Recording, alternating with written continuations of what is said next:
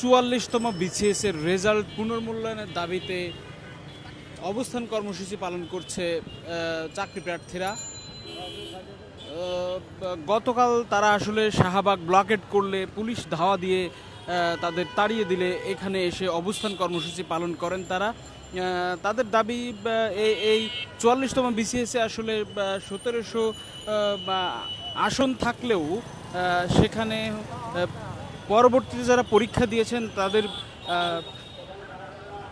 Repeat cadre এসেছে বেশি, এ কারণে তারা এই আন্দোলন করছেন। আমরা সরাসরি চলে যাব কয়েকজনের সঙ্গে কথা বলার জন্য। আপনারা দেখছেন তাদের অবস্থান কর্মসূচি, আমরা একটু কথা বলার চেষ্টা করি কার সঙ্গে।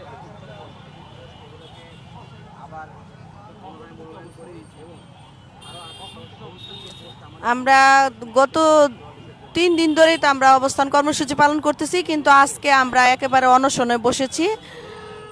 যতদিন আমাদের এই দাবি না আদায় হয় ততদিন আমরা এই অনশনেই থাকব। আমাদের প্রধান দাবি হচ্ছে 44তম বিসিএস, গত 30শে জুন যে 44তম বিসিএস ফলাফল প্রকাশ করা হয়েছে সেখানে যথেষ্ট অসঙ্গতি হয়েছে এবং আমরা ভাইবা প্রার্থীরা মনে করতেছি এটা এক ধরনের প্রহসনমূলক রেজাল্ট। কারণ একই ব্যক্তিকে একই ক্যাডারে কেন সুপারিশ করা হয়েছে? কারণ এরকম যদি 2, 4, 5টা 10টা হইতো তাহলে হয়তো আমরা মেনে নিতাম, কিন্তু প্রত্যেকটা সেক্টরে, যেমন লাইভস্টক সেক্টর, প্রাণী, ফিশারিজ, কৃষি, ডেন্টাল, হেলথ, শিক্ষায় সবগুলো ক্ষেত্রে দেখা গেছে পুনঃসুপারিশ করা হয়েছে, যেটা আমাদের চাকরি প্রার্থীদের সাথে অন্যায় করা হয়েছে। কারণ আমরা দীর্ঘ 4 বছর অপেক্ষা করার পরে আমরা এখানে যদি এসে এই বৈষম্যের শিকার হই, যেখানে জুলাই মাসে হচ্ছে আমাদের গত বছর কোটা বৈষম্যকে কেন্দ্র করে বলা হয়েছিল যে আবার যে নতুন বাংলাদেশের সূচনা হবে সেখানে কোনো বৈষম্য থাকবে না, অথচ 44 প্রার্থীরা আমরা দুইবার ভাইবা দিয়েছি। 2বার ভাইবা দেওয়ার পরই আর 44তম বিসিএসের প্রার্থীরা আমরা ওই সম্মুখ যোদ্ধা ছিলাম, কারণ আমরা জানি কোঠা থাকলে প্রথম পেরেকটা পড়বে আমাদের উপরে। এটা চিন্তা করে আমরা 44তম প্রার্থীরা জুলাইয়ে একদম লুটে পড়ি, কারণ যে প্রার্থীরা আমরা যদি কোঠামুক্ত থাকি তাহলে আমাদের বিসিএসের চাকরি পাওয়া বেশি সুযোগ সৃষ্টি হবে। দর্শক শুনছিলেন একজন আন্দোলনকারী কথা। আমরা আরও একজনের কাছে চলে যাব, আমরা কথা বলি।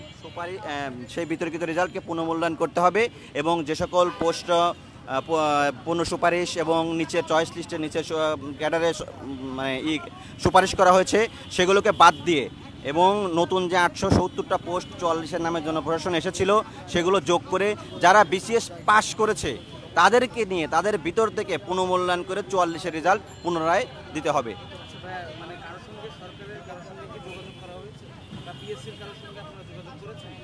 আসলে দেখুন, বিষয়টা এরকম হয়েছে যে আসলে 44-এর রেজাল্টের সাথে যখন দেয় তখন দিয়েছে রাতের আধারে। আমি জানি না আমাদের প্রতি আমাদের অভিভাবকদের কি কোথায় মানে আমাদেরকে তারা কেন এরকম করছেন।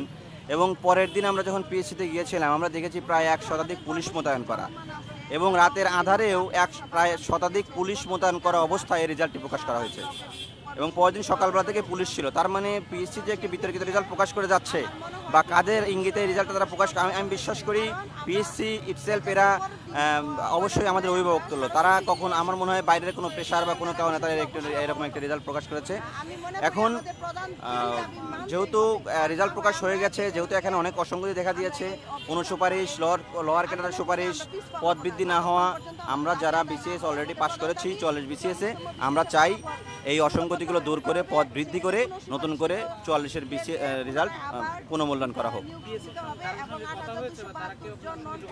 না, আমাদের কাছে এখন পর্যন্ত পিএসসির উপযুক্ত কোনো কর্তৃপক্ষ যোগাযোগ করেনি, তবে আমরা একটি স্মারকলিপি দিয়েছিলাম এবং সেখানে আমরা একটি আলটিমেটাম দিয়ে এসেছিলাম যে যদি এত সময় 24 ঘন্টার মধ্যে আপনারা রেজাল্ট পুনর্মূল্যায়নের ব্যাপারে বা প্রত্যাহার ব্যাপারে কোনো সিদ্ধান্ত নেন তাহলে আমরা কিন্তু আন্দোলনে আসবো।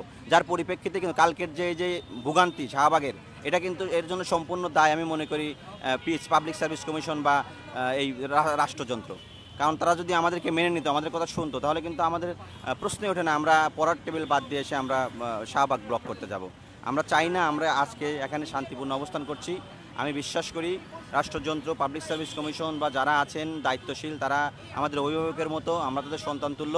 আমরা যে বঞ্চিত হয়েছি, আমাদের প্রতি যে অন্যায় বিচার করা হয়েছে, সেটা যেন তারা পুনর্বিবেচনা করবেন এবং অতি সত্বর 44-এর রেজাল্ট পুনর্বিবেচনা করে পুনঃসুপারিশ লোয়ার সুপারিশ বাদ দিয়ে নতুন পোস্ট বৃদ্ধি করে একটি গ্রহণযোগ্য এবং সর্বজন বিদিত, সবার জন্য উপকৃত, সকল যারা বিসিএস পাশ করেছে তাদের চিন্তা করে একটি সুন্দর রেজাল্ট প্রকাশ করবেন, এটাই আমি প্রত্যাশা করি। তাছাড়াও পরবর্তী বিসিএস থেকে যেন ভাইবার মার্ক 100 করা হয় এবং প্রিলি রিটেন ভাইবার মার্ক যেন প্রকাশ করা হয়, নন ক্যাডার বিডিতে এই যেন বাতিল করা হয়। এগুলো হচ্ছে আমাদের দাবি। আমাদের কর্মসূচি টানা চলবে। আমরা এখানে বসছি, এখান থেকে আর উঠছি না। দর্শক, এতক্ষণ আমরা কথা বললাম একজন আন্দোলনকারীর সঙ্গে। আমরা আসলে আপনাদেরকে দেখাচ্ছি অবস্থান কর্মসূচি পালন করেছে 44তম বিসিএসের প্রার্থীরা। গতকাল কিন্তু তাদের শাহবাগ থেকে পুলিশ ধাওয়া দিয়ে তাড়িয়ে দেয়। তারপরেই আসলে তারা এখানে অবস্থান কর্মসূচি পালন করার সিদ্ধান্ত নেয়।